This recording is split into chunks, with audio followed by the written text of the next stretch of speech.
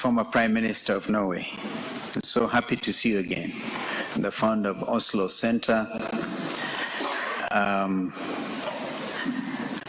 I've also seen my good friend Tora, Brian Tora. You gave him to us, and he's been wonderful in shaping our democratic practice in this country. So the Oslo Center, and Norway in particular, have been wonderful partners in the journey that we as Africa, and more particularly as Kenya, have undertaken in our democratic transformation. So it's so good to see you again in Nairobi. I have a problem with pronouncing Norwegian names because they're not easy, including that of Finn, the executive chair of the Oslo Center.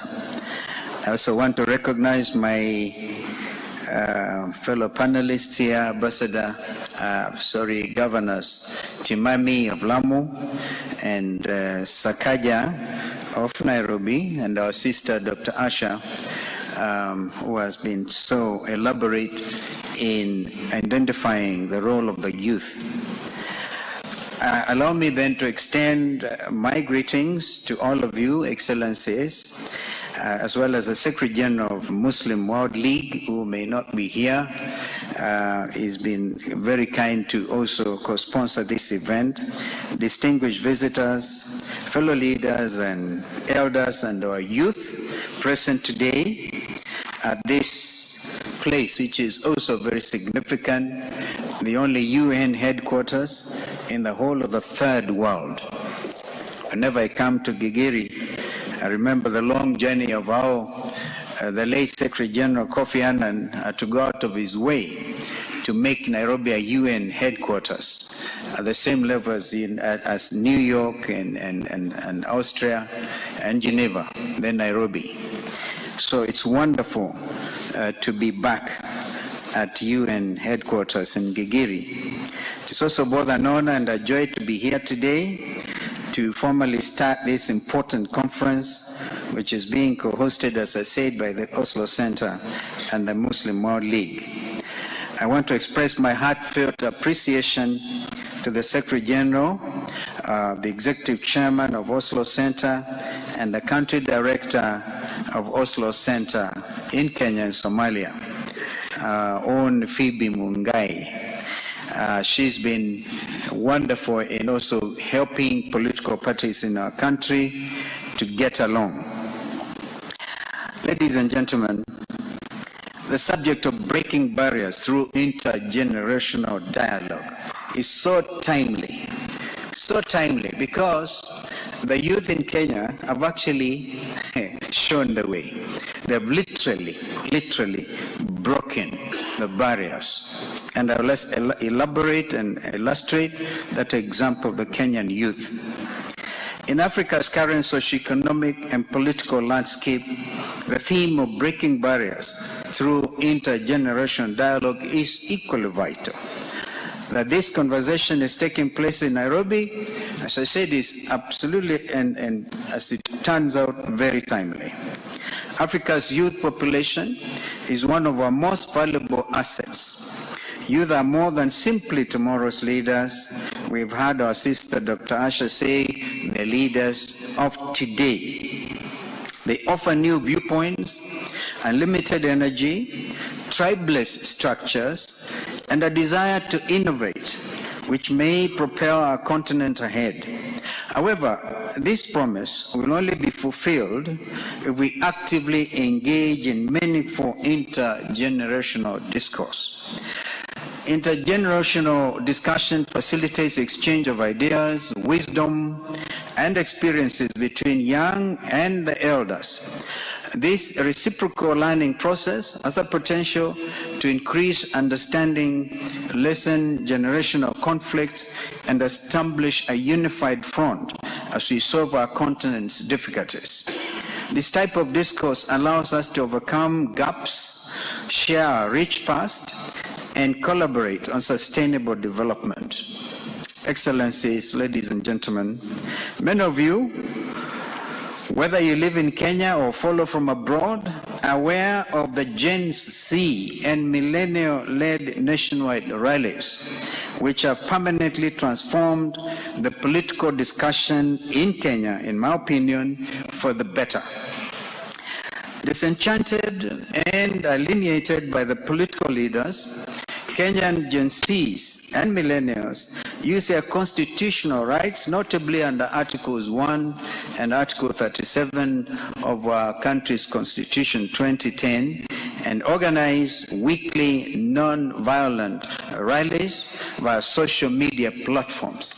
Amazingly, at some of those forums, they would call political rallies, which would record upwards of 800,000 in attendance. I've been, as Governor Sakaja said, in political leadership, but I can't remember any time we could get together, a rally in excess of 800,000, but our youth were able to do that. Sadly, state-sanctioned brutality greeted these non-violent rallies against a harsh Finance Bill 2024, bad governance, rampant corruption, outrageous affluence, and an executive in flight mode. Kenyans will understand what I mean by that. Hundreds more were injured by acts of police brutality, and over 50 young Kenyans lost their lives as a result of police gunshots. Many others, including 4 state members, have been singled out for kidnapping and hijacking, and I'm afraid this practice seemingly continues. In addition to the peaceful Mandamano protests of previous year, during which the security agencies killed over 75 innocent people and injured hundreds more, we calculate that over 300 young Kenyans have lost their lives, especially in light of the unclaimed bodies in some of our city morgues, because they dared to engage in dialogue, because they dared to break this intergenerational barrier. Now, the Kenyan youth did not opt for the streets because it was an option. They expressed their reservations and dissatisfaction through the public participation process at the county and national levels. Kenyans wrote to their representatives and signed online petitions. Be they young, middle class, or elderly, Kenyans encountered a plethora of silence and ambivalence. They were lectured down from the rooftops of their luxury 4-wheel drive vehicles that they did not know what they were asking for, and that this regime knew what they were doing. In other words, until many years later, the only conversation any Kenyan could have, whether it be intergenerational or not, was at the voting booth. But Kenyans used to say, no, the game has changed. That was a message from our colleagues in the ruling coalition. We call them Kenya Kwanza. They said simply wait.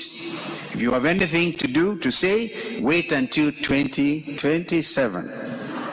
Our young Kenyans, despite and in spite of such carelessness, chose the constitutionally protected role of peaceful picketing and demonstrations because it was their only alternative. One may wonder, did this path accomplish any real and long-lasting change? Yes, unequivocally, yes, ladies and gentlemen. The whole cabinet was disbanded. The Inspector General of Kenya Police Services tendered his resignation. The government spokesperson apologized unreservedly for public officials' extravagant and wanton spending and opulence. The President of Kenya was grounded in Nairobi for the first time since taking office.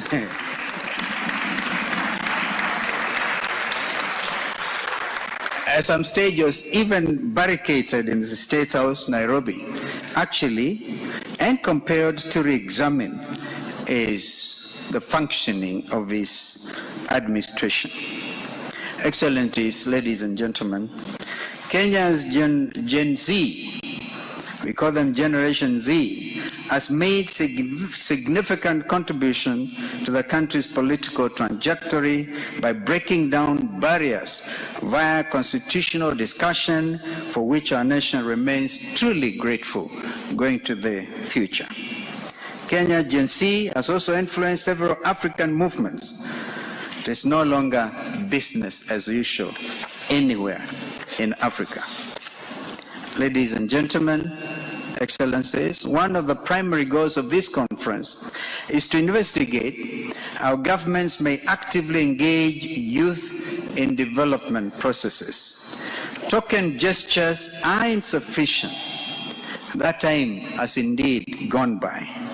Here in Kenya, the Gen Zs, the millennials, and I heard Governor Osakaja say he's a millennial, and Kenyans at large say tokenism is insufficient, indeed is unacceptable. Youth participation must be meaningful and impactful.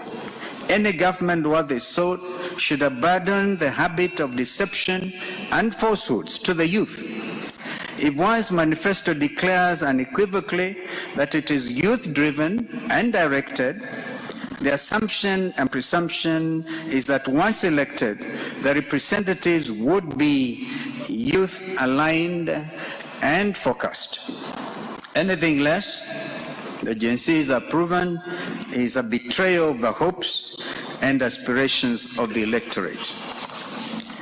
We have to get beyond the idea that young people are just hoodlums and cogs at political events, only sometimes to provide security. This indignity must surely end. We require a new deal that at its critical heart seeks and sees the youth as equal stakeholders who have a crucial role in shaping our nation's future, building a shared prosperity that will be the envy of even our more developed partners. But conversation by itself, Excellencies, ladies and gentlemen, I submit, is insufficient. We also need to be dedicated to locating and removing the obstacles standing in the way of advancement. These obstacles might have the origins in societal conventions, cultural standards, or even antiquated laws that no longer meet our requirements.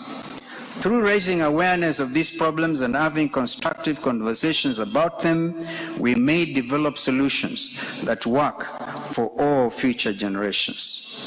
As we remove these obstacles, we open the door to a more equal and more inclusive society where everyone, regardless of age, faith, can contribute to the advancement of our country and our continent. Finally, Excellency, require mentoring, and I think the time for that is now, and I do not think they are averse to suggestions on mentoring, because they also require and be able to dig deep into the expertise that some of the elders will have gone through. The knowledge of elders, paired with the ingenuity of the youth, can result in intergenerational development that benefits the entire continent and indeed our respective African countries. Elders may offer guidance, mentorship, as I said, and a detailed understanding of our cultural as well as our historical context, while young people can contribute new ideas, technological breakthroughs, and a dynamic approach to problem solving. This collaboration should be promoted and institutionalized so that it becomes an integral part of our development plan. We must ask ourselves, how can we create opportunities for frequent engagement between youth and elders? How can we ensure that our engagement yields real outcomes that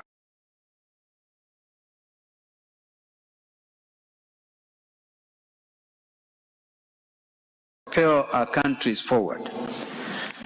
These are some of the questions, Excellencies, ladies and gentlemen, that I think will require addressing even at this forum.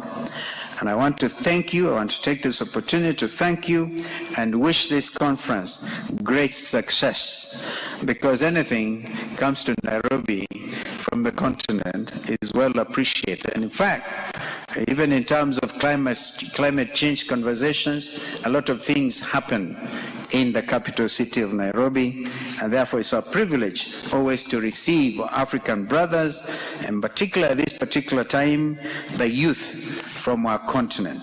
May God bless our own country here and bless the African continent. I thank you.